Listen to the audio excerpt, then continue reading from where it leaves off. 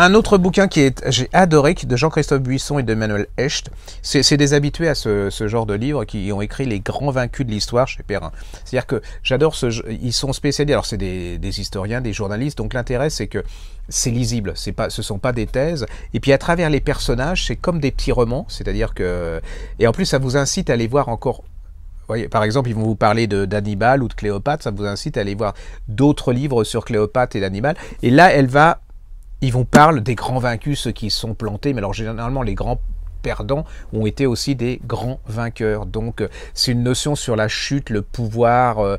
Et puis ce qui est incroyable, c'est que leur chute fait partie de leur mythe. C'est-à-dire que Cléopâtre, elle était très belle, tout ce que vous voulez, mais si elle ne s'était pas empoisonnée avec Marc-Antoine, personne ne se souviendrait dans l'absolu de Cléopâtre.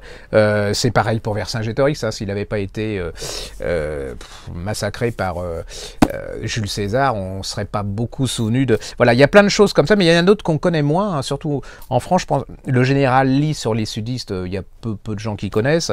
Charette, le Vendéen, personne connaît, enfin très peu de gens connaissent. Il y a Chiang Kai-shek, qu'on connaît, bon voilà, très peu, un peu dans Le Dernier Empereur, où il apparaît de temps en temps, mais personne connaît.